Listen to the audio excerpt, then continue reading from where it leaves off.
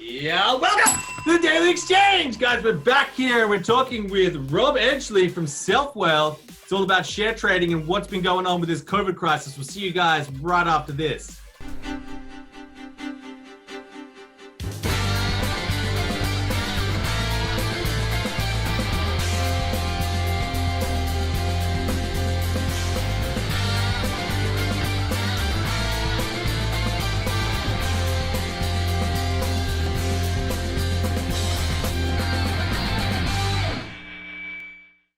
All right, guys, we're back and we're here with our great guest, Robert Edgley, the Managing Director of SelfWealth. It's one of Australia's most popular share trading platforms. He's been seeing all the trades going down and they're trying to democratize share trading, which is amazing in Australia. The company's now worth about $100 million in the stock market, and it's great to have you with us today, Robert. Welcome to the Daily Exchange. Great to be here, Fred. Nice to be with you. First up, tell us, in your words, what is SelfWealth? Tell us about it. Yeah, well, SelfWealth's not just an online broker. It's certainly, most people would view us as an online broker.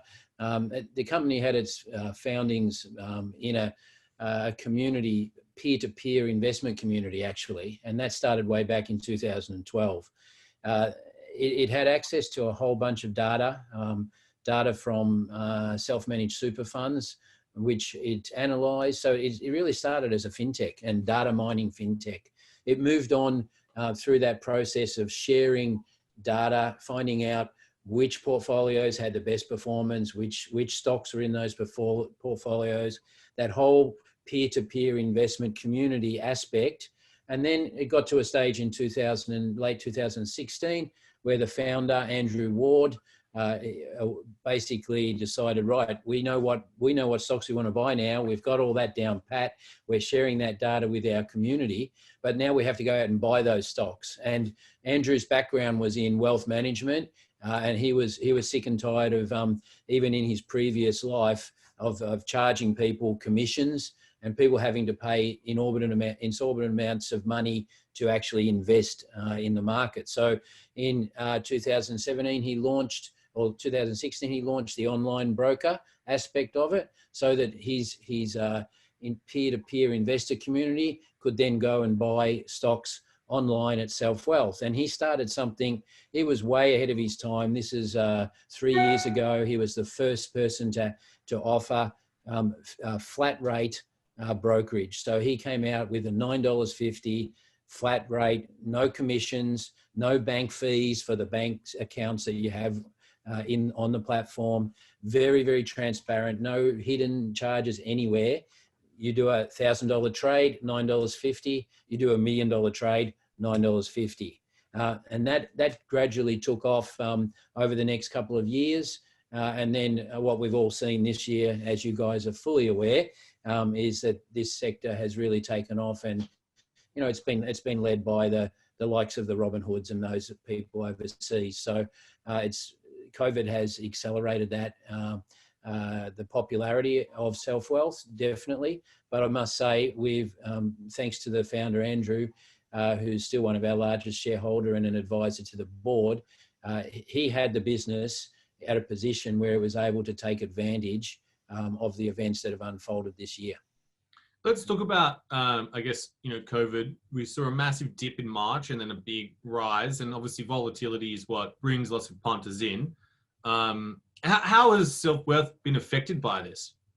Well, Fred, we were doing 33,000 trades in January before COVID, and that was up. We were growing at 20% month on month. We thought that was fantastic.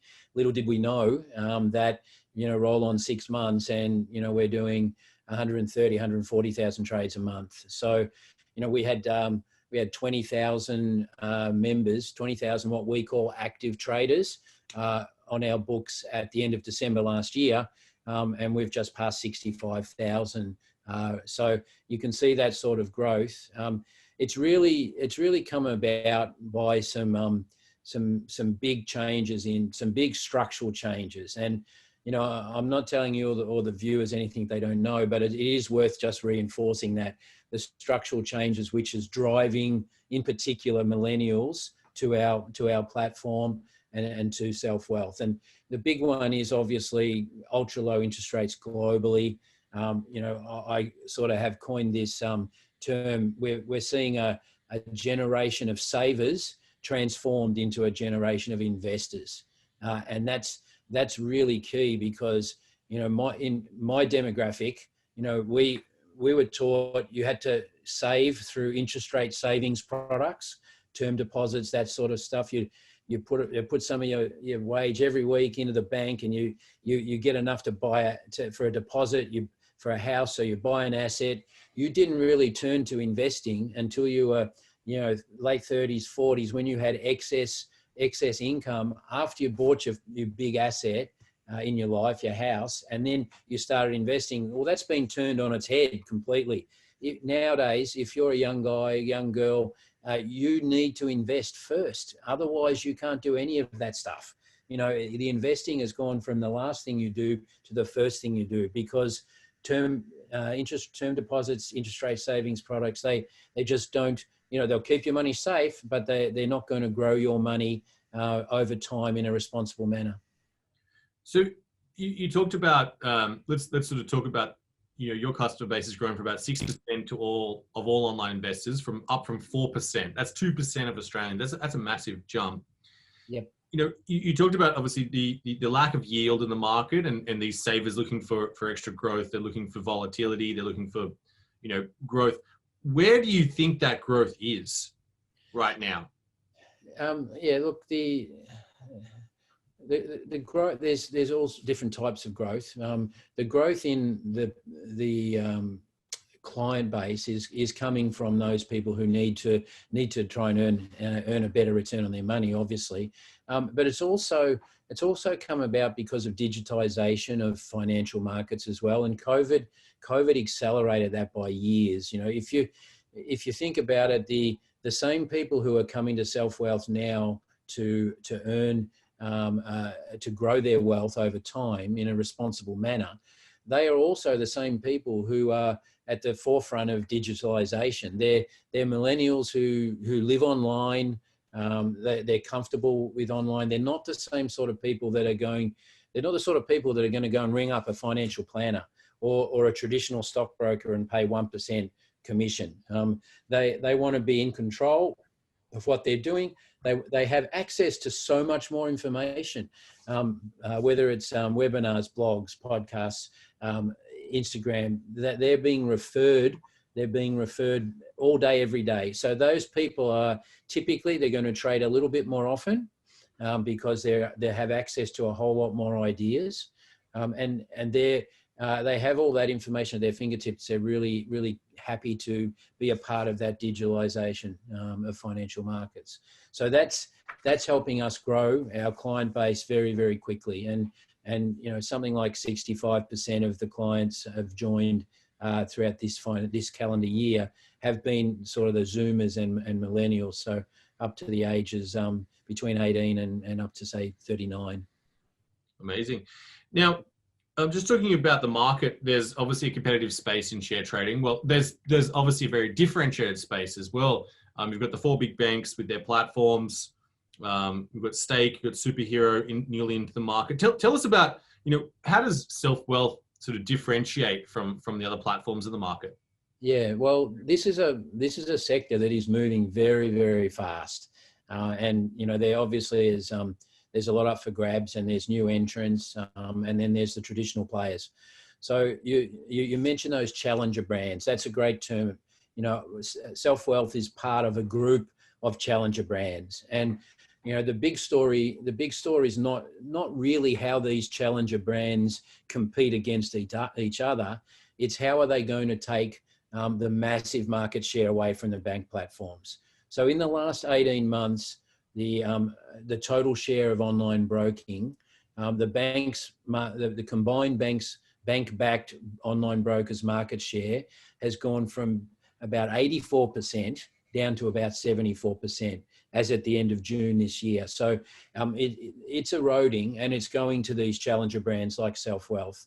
So there is still 74% out there, and they're on platforms, bank platforms that are still charging a lot more than all the challenger brands.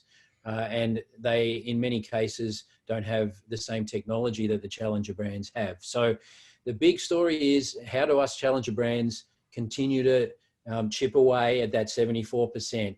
That's in many regards, that's the low hanging fruit. Then you've got what's happening amongst the challenger brands. And, we welcome the competition amongst the challenger brands, because what it's doing is actually doing the stuff that Andrew Ward, our founder, wanted to do 3 years ago. He was the pioneer in that.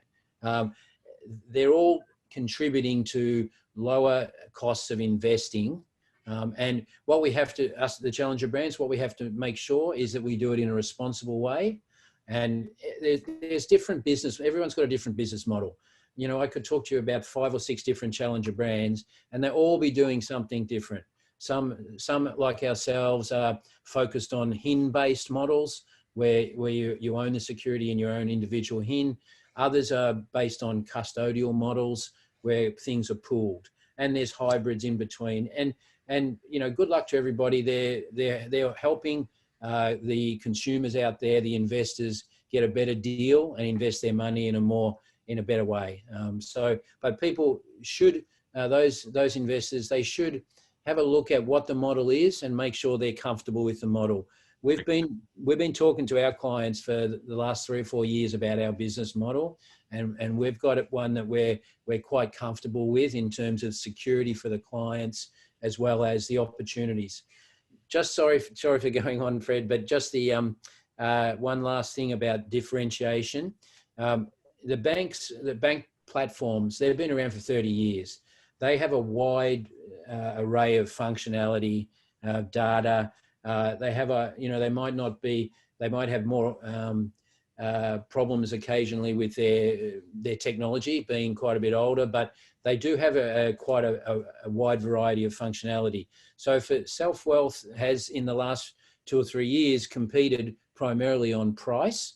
And now what we need to do over the next 12, 18 months is bring up our functionality, our new products, make sure that a SelfWealth client can do everything they want to do in investment markets on our SelfWealth platform at a cheaper price than the competitors.